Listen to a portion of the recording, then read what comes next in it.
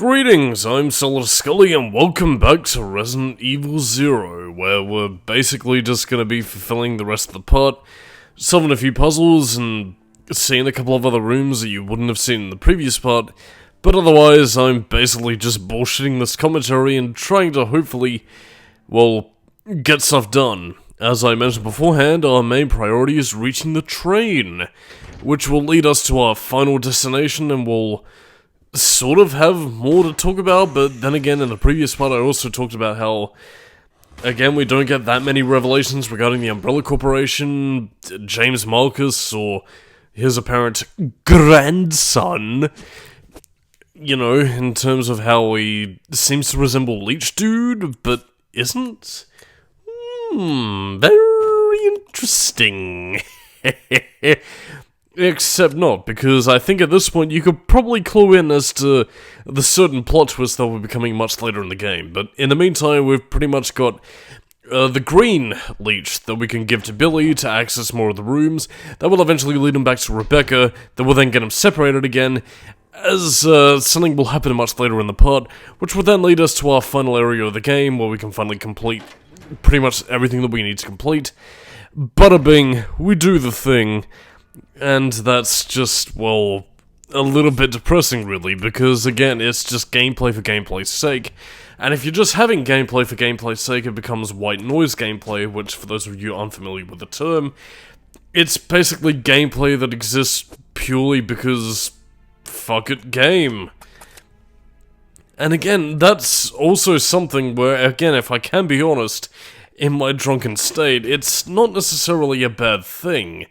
Which is what conflates my critique with Resident Evil 0 being a bad game versus a good game, is that again, it's Resident Evil as you know and love it, but because of the fact that it's just purely being gameplay for gameplay's sake, without really anything to innovate upon, nor anything really interesting to learn about it as, you know, what previous Resident Evil games had, despite sticking to the same structure, it just makes the whole experience feel a little bit banal, doubly so with the whole item management mechanic, which again, I've been saying time and time again, I've been complaining about, and I'm sorry if it's getting repetitive at this stage.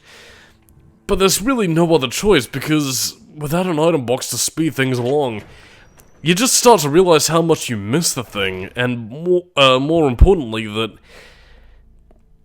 again, it's just, it just isn't very fun to play the game. So again, like, I mean, you can still play it regularly enough as you want to play it, but it's just, it's a bit of a struggle. Again, you're trying to enjoy the game, you're heavily trying, but it's just, it's trying its damnedest to prevent you from loving the game, and that's, again, that's really just sort of the problem that I'm having here, really. I know this probably sounds a little bit more emotional than in fact it should, but again, I don't want to dislike Resident Evil 0 for what it does. Again, it's a fine enough game. It's just heavily weighed upon with a lot of flaws, and it pains me to say that because, again, I like Rebecca, I like Billy, I enjoy the villain of James Marcus, despite how I think he could have been done better, but it's let down by that fundamental gameplay concept, and that's the most unfortunate thing, really. But again, like, part of the reason why, again, I was fearing this commentary a lot, and again, it's not just for redundant commentary, it's just that, again, I don't want this to be as negative as Ratchet Deadlocked, or at least done in that Ratchet Deadlock way, where I was, you know, I'm not going to say I was necessarily negative about the game, but at the same time, I feel like a lot of its flaws let itself down, and again, like, you see in new rooms like this, again, where James Marcus committed a lot of his experiments towards mammals, which he eventually abandoned, as you can see by the fact that cages have been broken open, and T-virus infected, you know, hunters and monkeys have been, you know, running rampant. But again, it's just the way that they pass the information to you, whereas I feel like more personalized information that related towards the direct villain of our circumstances, it would have been interesting, because most of the documents that relate to James Marcus are in regards to his effects, so to speak, which again isn't a bad thing. But it is something where, again, the main villain himself feels a little bit underdeveloped, whereas the effect he had on everything is developed, which, again, is mainly through no-name characters, staff of Umbrella that were taken under their wing and, you know, experimented on for the sake of, you know, his leech experiments. Which, again, it isn't bad, it's fine enough for what the game intends to do with it. It's just that the creepier aspects, I think, would have been if they expanded upon James Marcus, you know, doing his thing and, you know, expanding upon how he developed that mindset as a child, you know, as he grew up in his rich, beloved family. You know, when he became a teenager and experimented with stuff, you know, got to college, you know, met Oswald Spencer, who shared his vision, you know, and Edward Ashford, who also would have had a very similar vision, you know, given his whole thing with trying to revive the Ashford legacy, Code Veronica, all that kind of stuff. Again, it would have been interesting to see all of that sort of coalesce and, you know, him writing about his thoughts and developing his life, but we sort of get that, but not enough, and Resident Evil 5 sort of does a decent thing to bridge the gap with the Lost in Nightmares DLC, but again, stuff like this, again, it's fine, like you've seen with the puzzle here, where we have to administer the canister, you know, get rid of the gas, get puzzle items. Again, the overall gameplay subject is sound. It isn't a problem here when you're playing it for yourself, but it's just that when you're looking at it as an overall product, it really begins to fall apart, and I don't know, it's sort of why I feel a little bit bad about criticizing Resident Evil 0. Again, I don't want to criticize the game for what it does, because what it does is fine, it's just that when I'm trying to do so, it just doesn't feel very significant, which I don't think is the sign of a bad game, but it does make Resident Evil 0 more of a banal experience than in fact it should be, because again, like, when you're creating a prequel series or an origin game, you want it to feel like it really informs the later games in the series, but as it stands here, it's just sort of a throwaway, which, in my opinion, really hurts Resident Evil 0, because again, I don't want this to be a throwaway game. Again, it has a lot of interesting things, it does unique stuff, but it just feels like a throwaway prequel that nobody should really give a shit about, which, in my opinion, is really a shame. It should be more significant than in fact it is, but sadly, it's nothing really. By the way, here's one of the new attacks that the Hunter does. If you're on lower health, that probably would have killed you, but sadly, sadly? No, Billy lives, even though he never shows up again, so he might as well have died. For whatever reason, because the zombie, the one song that's memorable by the Cranberries because, I don't know, it's their song, even though there was a white zombie that was headed by Rob Zombie that did a zombie thing and made a remake of several horror movies like Halloween, The Monsters as of recently, which had Sylvester McCoy in it, House of a Thousand Corpses, and several sequels.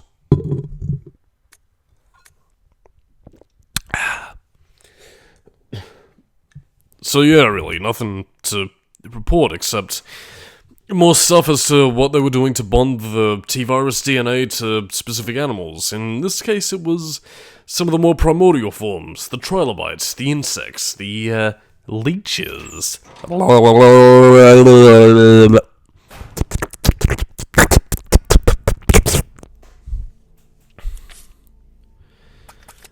Yeah, that's just about all I got, so do I have any trivia? Maybe. No, I'm running out of power. I suppose there is one thing, actually, and it primarily relates to the reason why Rebecca Chambers doesn't relay the events of what happened in Resident Evil 0 to Chris in Resident Evil 1. And I think a lot of it is because she doesn't want to implicate Billy, which it does kind of make sense at this point in the game, in the sense that, you know, she's finally gone around to trusting him, you know. He is a survivor that, you know, she's come to trust, and she kind of has to trust at this point. So yeah, it does make sense that she wouldn't add and out reveal Billy or implicate him in the events on the... Because again, like, I mean, in Resident Evil 1, they did try and report Umbrella, you know, in the aftermath when they were returned to Raccoon City and tried to talk to Brian Irons, as some of the cut prequel images towards Jill Valentine yelling at Brian Irons would imply. But yeah, because of the fact that Rebecca didn't want to implicate Billy Cohen as to being alive, since she reported him dead, or at least she will by the end of the game. yeah, this pretty much means that Billy remains free at the expense of further implicating Umbrella, which is sort of what James Marcus wanted when he found out that Oswald Spencer betrayed him, by proxy of spoilery people who I will call Practical Al and Scholar Will. And those of you savvy enough probably already know who they are, so I'll keep my tongue held.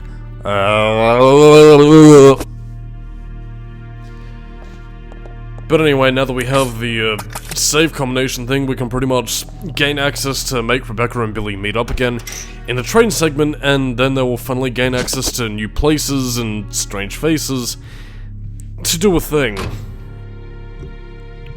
If it's about as exciting as it sounds, it's mainly because, again, the game seems to be trying to speed them along towards the next set piece, really, which, again, it was a bit of a Resident Evil 3 thing, but the thing about Resident Evil 3 is that that was a heavily action-focused game, whereas this one tries to be more atmospheric and mysterious, and, well, again, a lot of the tricks that Capcom obviously learned, you know, throughout the Resident Evil series to try and generate action, again, it doesn't quite work in the way that I think they really expected it to work.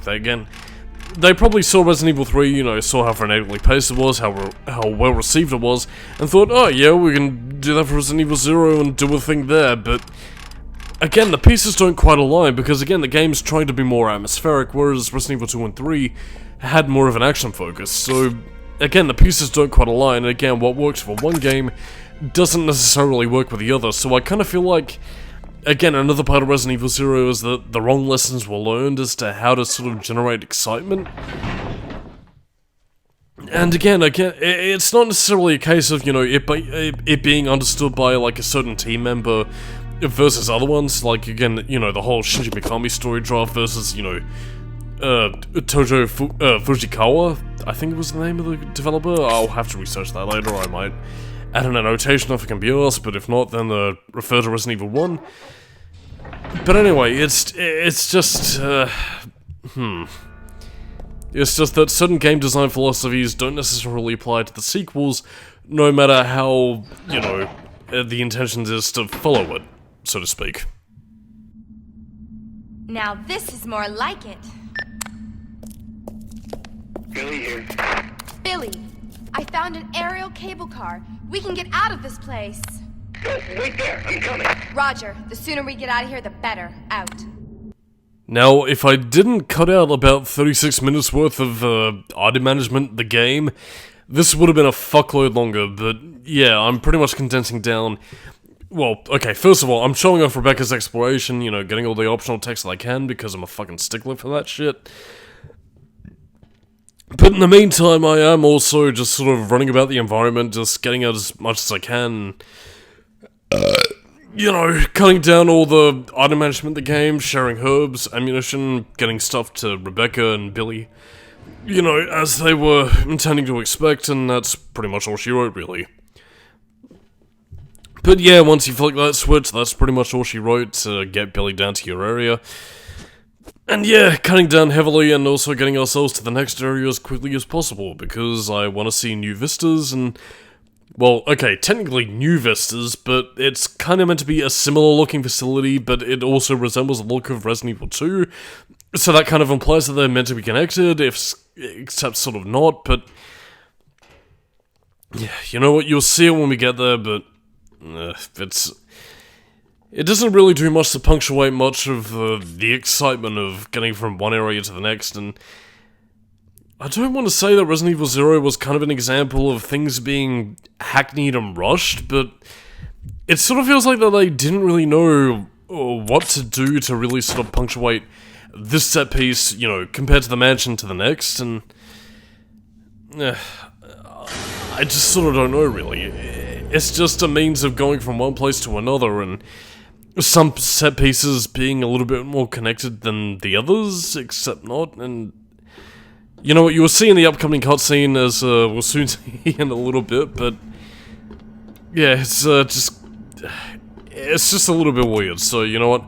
I'll probably let the scenes play for themselves, and in the meantime, you can kind of draw your own conclusions as to how we get from one place to the next. But in the meantime, despite reuniting with Billy, we will be separated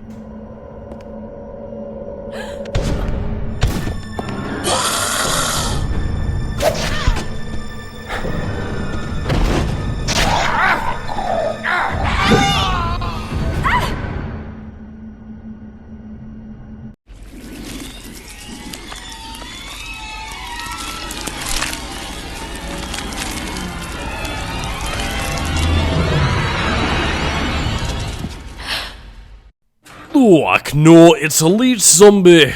Something that we faced plenty of times before, and I guess that was intended to be a snake monster, but wasn't? Or possibly a boss fight? Well, either way we dealt with it quickly. I mean, we can get on the train and get to the next area and meet... Oh, Billy. But, yeah, before we do that, we need to set up all the train stuff again, because there was a leech thing there. So, was that intended to be, well, James Marcus's son boss fight? AKA Leechman? Because, again, the leeches in the control room seem to imply that, but, there was no real important thing there, or are the leeches meant to be... Well, okay, I can understand why the leeches are meant to be an extension of him, but was it meant to be a more significant encounter than that? The game never really seems to imply that, but again, we gotta pick up the two pieces that we included before to jumpstart the train so we can move it across and do a thing, and I'm just sort of running around to squish all the bugs, because... I don't know, that's just kind of my Devil May Cry training, really. Both in the original game, DMC2, DMC3, and the reboot, really. Shoot all the spiders, get our red orbs, and do a thing. Kinda weird how arcade games have the mentality, but yeah. We activate the train, go through it, do a thing, and do some more stuff. But yeah, thankfully though, this is the last time we need to use the hookshot, so thank bloody goodness we never have to use that fucking thing again, but yeah, we finally get to move on to greener pastures. Thank bloody goodness, and I won't miss it. I ain't miss it whatsoevers.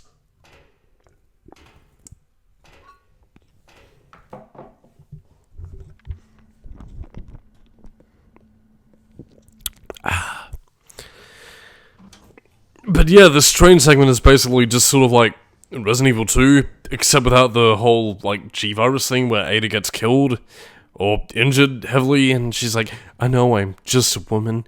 Oh, Leon, fuck me hard, except I'll betray you because fuck it. Also, I was completely expecting that Umbrella operative to come to life, but no. No such thing ain't never happens. But yeah, you pretty much activate the train, go forward, and that's pretty much all she wrote. And it is where the game starts to, well, I mean, I wouldn't say starts to resemble typical Resident Evil fare, because it's kind of been doing that the whole game, really, so... Again, I sort of can understand where a lot of people's fatigue with Resident Evil Classic sort of came into effect. Because again, I don't think it was just the tank controls themselves that was making people very sort of like, oh, this game is archaic. It's just the fact that Zero does rely on a lot of the typical tricks and traps of the tank control Zero that sort of makes it feel a little bit more pedestrian than in fact it does. But, you know, that's stuff I pretty much talked about all throughout the commentary, and doesn't this seem familiar with the camera angles? It's almost as if it's like a Residential of Evil 2 style areas. And yeah, this isn't the same area that Claire and Leon would have walked through, but it is a very similar area constructed in the same sort of style that, you know, that you would have seen in Resident Evil 2, which does give you a lot of mental images of what a Resident Evil 2 style remake would have been like if it was in, you know, the classic tank controls fixed camera angle style. So again, to kind of transition to my next point so I can at least have something to talk about, it does sort of leave me with a little bit of blue balls that we never did get a Resident Evil 2 remake in this style, because again, just like, I mean, look at this. It looks perfectly fine, it plays well enough, so why do they, you know, have the whole appeal to, you know, do a Resident Evil 4 thing? I mean, again, I don't expect people to actually answer during that long period of silence because I was trying to belch and censor that off camera, but, you know, really, I'm genuinely asking here. Is tank controls that alien to people? Because, I mean, it looks fine. I mean, we have several people playing the remake, and, you know, they seem to get into Resident Evil just fine, although, even in that case, there are people genuinely asking for a remake of the Resident Evil 1 remake, like, I mean, a remake in the sense of the, like, the whole Resident Evil 2 and 3 remake for the Resident Evil 1, which is kind of weird because, like, I mean, we've already had a remake that a lot of people consider to be good, but they want a remake of the remake so it can be gooder, but, I mean, really, it's not too difficult to play this game as it is, because, I mean, again, it controls fine, it's just more cinematic, you just gotta adjust a little bit, but why would you want a remake of the remake if you're just remaking the remake of, my head hurts, brain failing, ouch. This was in Resident Evil 2 as well. This is also where Leon looked into the camera and saw Mr. X and he smashed the camera, and now it shows a tyrant. I wonder what's gonna happen here. But I mean, on a serious note though, like, I mean, again, it is kind of a shame, like, again, they didn't do the whole Resident Evil 2 remake for quite a number of years, really. Like, I mean, again, they were teasing it, you know, ever since the Resident Evil 1 remake, that, you know, that they were gonna try and do something with that, but then they also kind of held off on it. I think Resident Evil 4 had a lot to do with that, really, though, because, like, I mean, they had a complete new gameplay style, and they didn't kind of stop focusing on the past Resident Evil, but then by the time of, like, 2015, you know, when Resident Evil 6 kind of had the whole franchise being a little bit more looked under a critical eye, then there was like, oh, well, maybe we will do a Resident Evil remake, and then in 2015 they confirmed they would do it, but no one really believed them, and then they did a Resident Evil 2 remake in 2019, then it came out, then everybody loved it, and heck, it was a very weird Resident Evil time to be a Resident Evil fan, when Resident Evil 6 came out, and you were just sort of like, yeah, they will never do this fucking shit, but then they did, and then it was different from what you expected, and it's kind of weird. I remember some rumors about the Resident Evil 2 remake having, like, an optional tank controls mode, but I don't know if that was ever a thing, or, like, if it was an optional mode that was cut out for some reason, but I don't know. To me, it seems kind of unlikely that we'll ever see a tank controls Resident Evil ever again, unless, possibly, for, like, the Resident Evil, like, 7 and 8 remakes, they do, like, a complete fucking inverse, and go absolute fucking mad lad and have, like, a Resident Evil, like, tank controls remake of 7 and 8, which would be fucking balls to the walls insane, but honestly, God, if Capcom did that, I would fucking love them for being just completely off the wall and crazy like that, because that'd be sick, man. Although, I mean, to be completely honest at this point, I don't think they're going to be doing any real remake stuff. I mean, at this point, I think they're probably going to be working on Resident Evil 9, which, well, okay, it probably won't be called Resident Evil 9, but they'll probably have, like, some sort of, like, pun name for, you know, the Roman numeral thing, like, you know, how Resident Evil 7 was, like, Resident Evil Biohazard, or, well, okay, that wasn't really a pun, but Resident Evil 8 was, like, Resident Evil Village, because, fuck it, why not? So if they're going to do the Roman numeral pun thing again, they might change things up rather significantly, because the only thing I can really make out of Resident Evil IX or Resident Evil 9 would be, like, Resident Evil Matrix, which would sort of imply that they would do something akin to, like, I guess maybe kind of like the Red Queen from the Resident Evil movies, which was like a massive computer system that controlled the device called the Hive, which, again, would, you know, release a T-virus, zombies, and have a crazy computer controlling everything, which, I mean, the games themselves never really had done before, so that would be quite interesting. And again, I wouldn't be against the whole Resident Evil movie influence, and that is to say the 2002 movie, not the Resident Evil Death Island or the Welcome to Raccoon City thing being canonical. But again, the whole Red Queen thing could be interesting. Again, it would also explain Nero's weapon in Devil May Cry 4, so, yes. But yeah, I think you're seeing what I'm saying about the Resident Evil 2 influences. The whole, you know, train station lift thing. Again, kind of coincidental that they have two of those in this fucking city, but yeah, this one's in the Yellow Clay Mountains, the other one's in Raccoon City, so, yeah, familiar areas. I guess in kind of a similar way to Code Veronica, where they shared architecture, that's kind of meant to be the case, but was it George Trevor or somebody else? Well, I guess that's neither here nor there in this case, but on that note, I am Solidus-Skully, keep it new metal, and next time on Resident Evil 0, more stuff. Bye.